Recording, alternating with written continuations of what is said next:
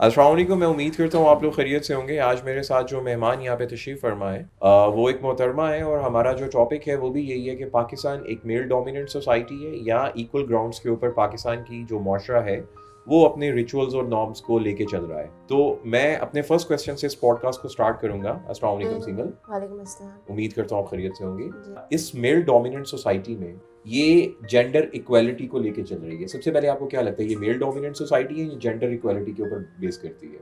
Sir male dominant society. Male dominant society है। किन वजूहात की वजह से आप ये कह सकती हैं कि पाकिस्तानी जो माशरा है वो मेल डोमिनेंट सोसाइटी है? सर जैसा कि मैंने कहा है कि जैसे वेल डेवलप्ड एरिया जैसे अर्बन एरियाज़ वगैरह वहाँ हम्म, पे इतना ये प्रिवेल नहीं करता, लेकिन अगर हम रूरल एरियाज़ की बात की जाए तो वहाँ ये बहुत ज़्यादा है। अब बहुत सारे लोग इस बात से मतलब डिनाई करते हैं इस बात को कि ये नहीं है, लेकिन अगर हम देखा जाए उस बच्ची से पूछा जाए जो 12-13 साल की है और वो एक विलेज में रह रही है और हर बात पे उसके भाई को ज़्यादा प्रेफरेंस दी जाती है उससे। ओके, आप ये कहना चाह रही हैं जो मोहतरमाएं विलेज में रहती हैं उनमें भाइयों को ज़्यादा प्रेफरेंस दी जाती है एज़ कम्पेयर टू गर्ल्स। जी। अगर मैं थोड़े से स्टैट्स की बात कर सकता हूँ आपसे? जी। अगर मैं स्टैट्स की बात करूँ तो पाकिस्तान में जो सोशल मीडिया ऐप्स हैं जिसमें टॉप अगर नोश की बात करूँ तो वो टिकटॉक है। उसके सबसे ज़्यादा जो अकाउंट होल्डर्स हैं वो रूरल एरिया से बिलोंग करते हैं, जिनमें मोहतरमाएं और मोहतरम दोनों शामिल हैं। और उसके बाद फेसबुक जो है उसका डाउनलोड और जो उसका यूज़र बेस है वो भी पाकिस्तान में सबसे ज़्यादा रूरल एरिया बेस से बिलोंग कर रहा है। रूरल एरिया बेस है उसकी, उसमें भी मोहतरमाएं और मोहतरम शामिल हैं। एक 13 साल की बच्ची है जिसका टिकटॉक पे अकाउंट हो, आपको क्या लगता है कि उसको प्रेफरेंस नहीं दी जा रही है या वो इतनी कनिंग या इतनी एम्पावर्ड नहीं है कि वो अपने राइट्स की बात कर सके, या उसको दबाया जा रहा है और वो दब जाए? देखिए सर, अगर हम बात करें ना तो सारे नहीं हैं, मतलब ज़रूरी नहीं है कि सारी ही 12-13 साल की लड़कियां जो हैं वो हम्म, इस पे वो कुछ हैं, लेकिन हम्म, मैं बात कर रही हूँ उनकी जो नहीं है और जिनके राइट्स को इस तरह दबाया जा रहा है। हम्म। आपके पास कोई डेटा हो, कोई परसेंटेज हो कि किन मोहतरमाओं के राइट्स को दबाया जा रहा है, वो क्या परसेंटेज है? सर अगर हम बात करें कि जो 40% गर्ल्स हैं उनकी 18 ईयर्स से पहले ही शादी कर दी जाती है, हम्म, और वो भी ऐसे एरियाज़ में बेशक माइंडसेट इस तरह का बनाया जाता है, लेकिन आपको नहीं लगता कि बहुत एज डिफरेंस से भी शादी की जाती है? हम्म। बहुत। अच्छा, चलिए मैं आपको एक सिनेरियो देता हूँ। एक मोहतरमा है, उनकी बेटी है और वो भी लेट्स से 14, 15 या 16 ईयर्स की है, और वो बच्ची स्कूल नहीं गई क्योंकि उसकी वालदा स्कूल नहीं गई, उसके वालिद स्कूल नहीं गए, और वो ईंटों के भट्टे पे काम करते हैं या वो किसी झुग्गी में रहते हैं, उनके पास अपना घर नहीं है।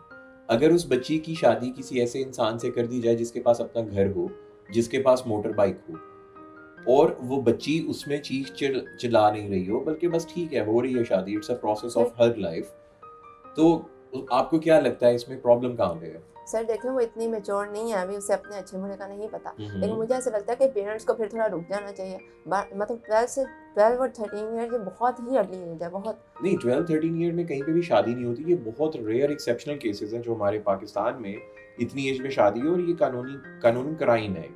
क्योंकि आईडी कार्ड के बगैर आप निकाह कर नहीं सकते हो, तो आईडी कार्ड ज़रूरी होता है। ये कई एक्सेप्शनल केसेस हैं सिर्फ, लेकिन अगर मोस्टली ग्राउंड रियलिटी की बात की जाए तो 18 साल से पहले शादी पॉसिबल नहीं है, निकाहनामा हो नहीं सकता। सर 18 साल में भी आप इतने मेच्योर तो नहीं होते कि आपको अपने अच्छे और बुरे का पता हो। अगर मेरी ज़िंदगी का कोई विजन ही नहीं है, और अगर आप 18 साल के और अच्छे और बुरे से मुराद तो नॉर्मल ग्राउंड्स के ऊपर यही है कि क्या चीज़ शर्मो हया है, क्या चीज़ हलाल हराम है, क्या चीज़ आपकी फैमिली के लिए बेहतर है, क्या चीज़ बेहतर नहीं है। अब अच्छा बुरा इसकी डेफिनेशन तो वेरी करती है। अगर मैं आपसे पूछूं आपके लिए क्या अच्छा है, हो सकता है किसी दूसरी लड़की के लिए वो बुरा हो। तो हम अगर ग्राउंड रियलिटी के ऊपर जनरल रूल बनाना चाहें तो कैसे बना सकते हैं कि मोहतरमाओं के लिए 18 से 25 साल की एज ये बेहतर है, 25-26 साल की एज में शादी करें, क्योंकि तब उसको अच्छे बुरे की समझ आ जाएगी। अगर इससे कम एज होगी तो अच्छे बुरे की समझ नहीं आएगी। ये पैरामीटर कैसे सेट किया जाए? सर ये तो हर किसी के अपने थॉट्स होते हैं ना, मुझे हम्म, ऐसा लगता है कि मतलब 17-18 एज बहुत कम होती है हम्म। किसी को। अब हर किसी के अपने थॉट्स होते हैं। आपके मुताबिक क्या इतना एज डिफरेंस कि एक 18 साल की लड़की को एक 60 ईयर्स के बंदे से अगर उसकी शादी करा दी जाती है तो क्या ये सही है? एक्चुअली में ये बिल्कुल गलत है, और देखा जाए तो ये ग्राउंड रियलिटी नहीं है। ये बहुत कम केसेस हैं। अगर आप इसके ऊपर रिसर्च करें, डेटा कलेक्ट करें, तो आपको पता लगेगा ये उन रूरल एरियाज में है जो बहुत डीप डाउन है। अगर आप साउथ पंजाब की बात कर ली या आप इंटीरियर सिंध की बात कर रही हैं, तो वहाँ पे 1000 में से कोई 3 केसेस ऐसे हो सकते हैं। इसकी पॉसिबिलिटी और प्रोबेबिलिटी है। लेकिन जनरल रूल्स की अगर बात की जो मेजॉरिटी पे ऑप्ट करना होता है, जिसको मेजॉरिटी पे अप्लाई किया जाता है, मेरा नहीं ख्याल कि उसमें इतनी ज़्यादा आज के दौर में जहाँ पे सोशल मीडिया का दौर है और सबके पास अवेयरनेस है और हर बंदा उठ के अपना कमेंट पास कर सकता है या एक शॉर्ट वीडियो बना के किसी भी जगह पे पोस्ट कर सकता है और वो वायरल हो सकती है, मेरा नहीं ख्याल ये पॉसिबल होगा। सर एक रिसर्च के मुताबिक 40% गर्ल्स जो हैं वो 18 ईयर से पहले और 12% गर्ल्स जो हैं वो 15 ईयर से पहले उनकी शादी कर दी ओके, क्या इस रिसर्च में ये देखा गया कि उनकी रजामंदी थी या नहीं थी? नहीं, इसका नहीं इसका पता, आइडिया नहीं। इसका आइडिया नहीं है। अगर एक मोहतरमा है वो बालिग है और वो अपनी क्या कहते हैं कंसेंसस दे देती हैं कि ठीक है भाई मेरी शादी कर दें, तो व्हाट्स रॉन्ग विद हर और what's wrong with her family और what's wrong with that conduct? मैं वही कह रही हूँ ना कि वो इतनी मैच्योर नहीं होती, उसका अपने मैच्योरिटी की एज क्या होगी फिर मोहतरमा के लिए? आई थिंक सर 20 के बाद फिर भी वो आपको कौन से पैरामीटर्स हैं 20 के बाद जो एक मोहतरमा की लाइफ में आते हैं और उसको मैच्योर बना जाते हैं? सर मैं अपने पर्सनल एक्सपीरियंस से जी। बता रही हूँ कि मुझे तो मतलब ऐसा लगता है कि 20 के बाद ही मुझ में थोड़ी सी मैच्योरिटी आना शुरू हुई। वो कौन से पैरामीटर्स से बेटा जो आप बताना चाहती हैं कि इनकी वजह से मैच्योरिटी है? Social interaction. सोशल इंटरेक्शन हो सकता है कि आप चूंकि एजुकेशन हासिल करती रही हैं, वो बच्ची 15 साल की एज में ही इतना सोशल इंटरेक्ट कर चुकी हो अपने सारे रिलेटिव से, अपने इर्द गिर्द के माहौल से, कि उसमें वो तमाम सेंसेस डेवलप हो चुकी हो जो आप में अब हो रही हैं। सर ऐसे इलाकों में कैसे आप सोशल इंटरेक्शन कैसे होगा उस बच्चे का? क्योंकि उस बच्ची के पास पढ़ने के लिए स्कूल नहीं है, उस हाँ, बच्ची के मैं पास भी ये कोई कहूँ। एक्टिविटी करने के लिए कोई उसके पास कैजुअल नहीं है, तो सारा दिन वो फ्री बैठी हुई है। अब सारा दिन वो क्या करेगी? अब सारा दिन वो सोशल इंटरेक्शंस ही करेगी।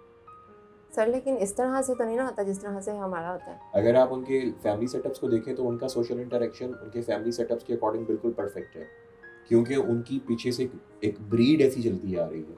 आप उसमें खलल पैदा करेंगी एजुकेशन को इनकलकेट करके, तो वो फिर यही होगा कि वो अपनी फैमिली से बाइकआउट करेंगी।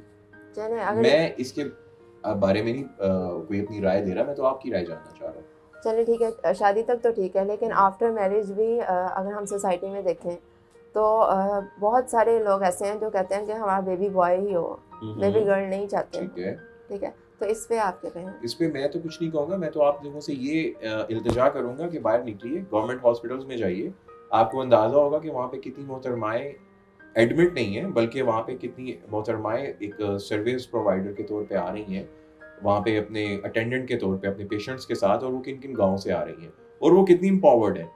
वो हर फैसला वहाँ पे खड़े होकर खुद कर रही होती हैं। आप ज़रा निकले तो सही, गवर्नमेंट हॉस्पिटल्स में जाएं, you will get to know कि आप जिन मोहतरमाओं की बात कर रहे हैं, अगर आप नॉर्दर्न एरियाज़ में जाते हैं तो मोहतरमाएँ वहाँ पे खुद लकड़ियाँ काटने जा रही होती हैं, वो बच्चों का खाना बना रही होती हैं, बच्चों को स्कूल लेके जा रही होती हैं, लेके आ रही होती हैं, उनके पास एम्पावरमेंट तो है।